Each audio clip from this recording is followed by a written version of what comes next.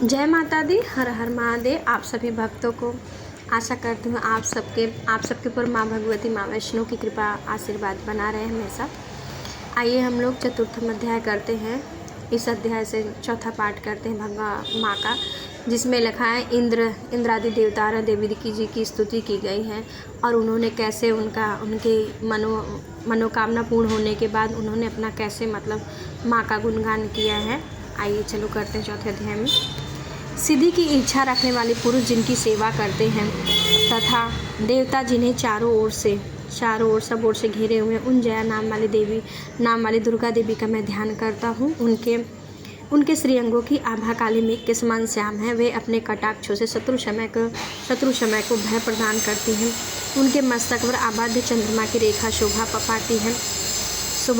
वे अपने हाथों में शंख चक्र कृपाण त्रिशूल धारण करती हैं। उनके 3 नेत्र हैं। वे सिंह के कंधे पर चढ़ी हुई हैं और अपने बल के तेज से तीनों लोगों को परिपूर्ण कर रही हैं। ऋषि कहते हैं अत्यंत पराक्रमी दुरात्मा महिषासुर तथा उसकी दैत्य सेना से देवी के हाथ से मारे जाने पर इंद्र आदि देवता प्रणाम के लिए गर्दन तथा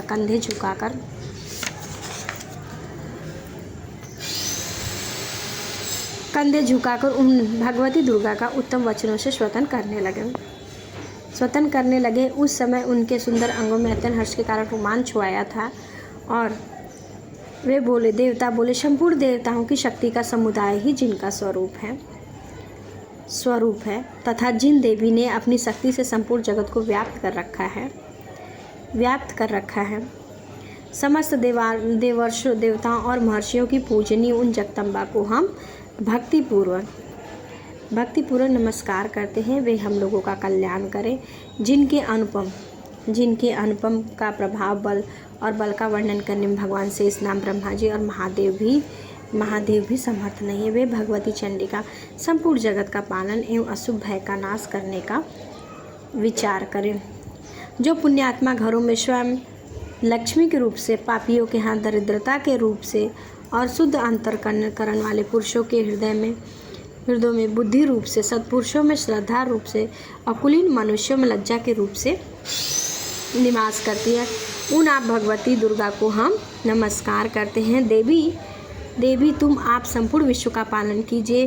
देवी आपके इस अचित व्यापक असुरों का नाश करने वाली भारी पराक्रम तथा समस्त देवताओं और दैत्यों के समक्ष युद्ध में प्रकट किए हुए आपके अद्भुत चरित्रों का हम किस प्रकार वर्णन करें। आप संपूर्ण जगत की उत्पत्ति का कारण है। आप में तीनों गुणों सतोगुण, रजोगुण और तमोगुण, ये तीनों गुण मौजूद हैं, तो भी ये दोषों के साथ आपका संसर्ग नहीं जान पड़ता। भगवान विष्णु और महादेव आदि देवता भी आपका पार नहीं पाते। आप ही सबका आश्रय हो।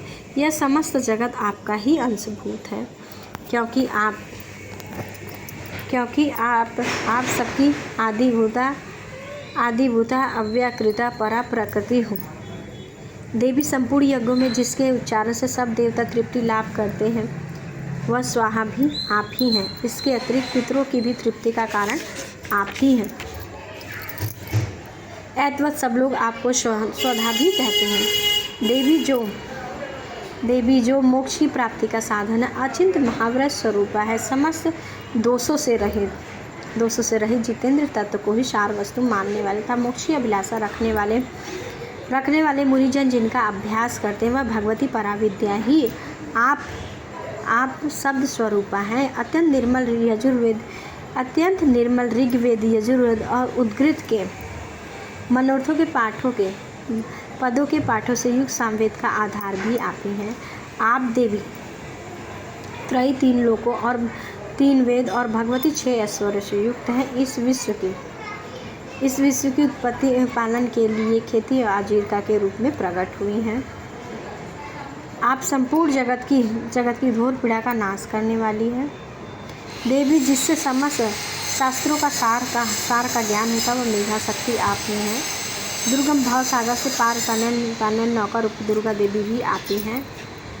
आपकी कहीं भी आसक्ति नहीं है। कैटभ के शत्रु भगवान विष्णु के वक्षस्थल में एकमात्र निवास करने वाली भगवती लक्ष्मी तथा भगवान चंद्रशेखर द्वारा सम्मानित गौरी देवी भी आप ही हैं। आपका मुख मंद मुस्कान से सुशोभित निर्मलपूर्ण चंद्रमा के बिंब का अनुकरण करने वाला है और उत्तम स्वर्ण की मनोहर कांति कमनीय है। तो भी उसे देखकर महिषासुर को उसे क्रोध आया और उसने साहसपूर्ण उस पर प्रहार कर दिया। यह बड़े आश्चर्य की बात है। देवी वही मुख जब क्रोध से युक्त होने पर उदय काल की भांति चंद्रमा की भांति लाल और तनी हुई भयंकर विकराल हो उठता है। तब उसे देखकर महिषासुर के प्राण तुरंत नहीं निकले। यह उससे भी बड़े आश्चर्य की बात है, क्योंकि क्रोध में भरे यमराज को देखकर भला कौन जीवित रह सकता है।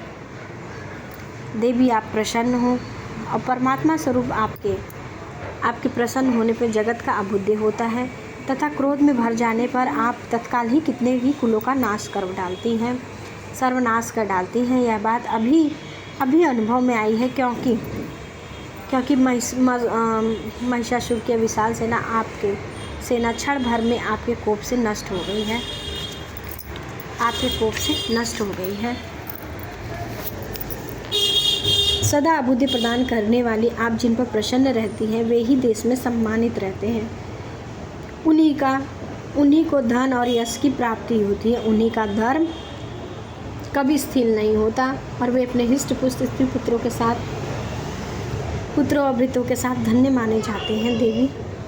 देवी आपकी ही कृपा से पुण्यात्मा पुरुष प्रतिदिन अत्यंत श्रद्धापूर्वक सदा सब प्रकार के धर्मानुकूल कर्म करते हैं और उसके प्रभाव से स्वर्गलोक में जाते हैं। इसलिए आप तीनों लोकों में निश्चित मनवांचित फल देने वाली हैं। माँ दुर्गे आप स्मरण करने पर सब प्राणियों का भय हर लेती हैं और स्वस्थ पुरुषों के चिंतन करने पर उन्हें परम कल्याण में बुद्धि प्रदान करती हैं। दुख दरिद्रता और भय हरने वाली देवी आपके सिवा दूसरी कौन है, जिसका चित्त सबका उपकार करने के लिए सदा ही दयाद्र रहता है। देवी राक्षसों के मारने से संसार को सुख मिले और ये राक्षस भी चिरकाल में रहने के लिए ही नरक में रहने के लिए भले ही पाप कर रहे हैं। इस समय संग्राम महोत्सव मृत्यु को प्राप्त होकर स्वर्गलोक में जाएं।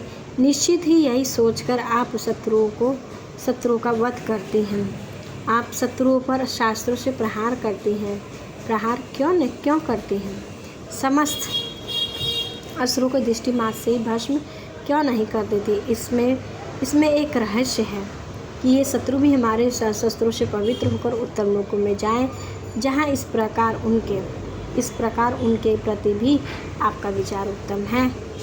खड़ग के तेज पुंज की भयंकर दीप्ति से तथा आपके त्रिशूल से अग्रभाग घनीभूत प्रभा से चौंधियाकर जो असुरों की आंखें फूट नहीं गई, उसमें भी कारण यही था कि वे मनोहर रश्मियों से युक्त चंद्रमा के समान आनंद प्रदान करने वाले आपके इस सुंदर मुख का दर्शन करते हैं। देवी आपका सिर दुराचारियों के बुरे बर्ताव को दूर करने वाला है।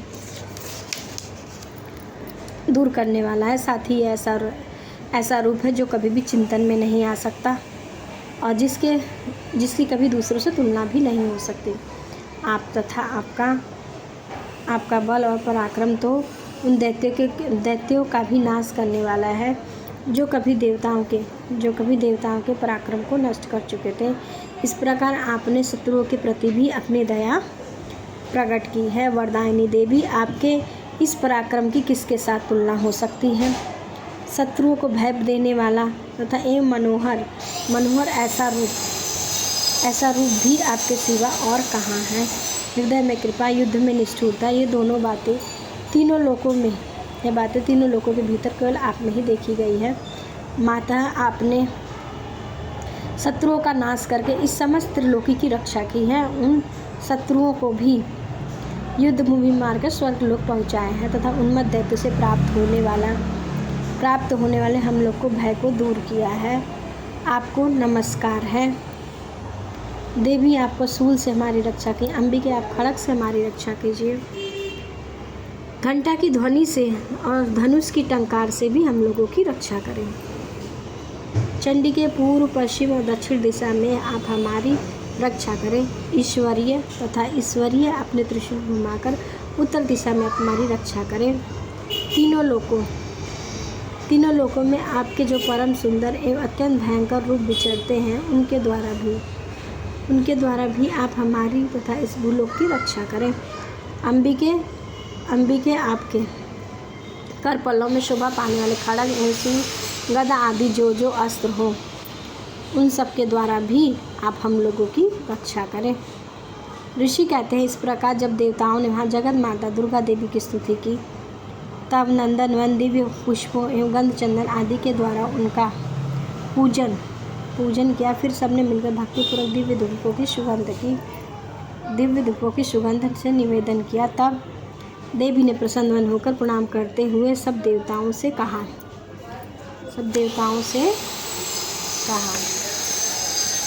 देवी बोली, देवताओं तुम लोग मुझसे जिस वस्तु की अभिलाषा रखते हो उसे मांगो। देवता बोले, भगवती हमारी सारी इच्छा पूर्ण हो गई है।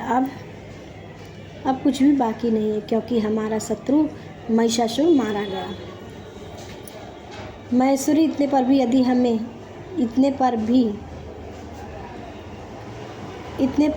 यदि आप हमें वर देना चाहती तो हम जब आपका स्मरण करें तब आप दर्शन देकर हम लोग के महान संकट से दूर कर दिया करें, तथा प्रसन्न मुख अंबिके, जो मनुष्य इस स्तोत्र द्वारा आपकी स्तुति करे, उसे विद समृद्धि और वैभव देने के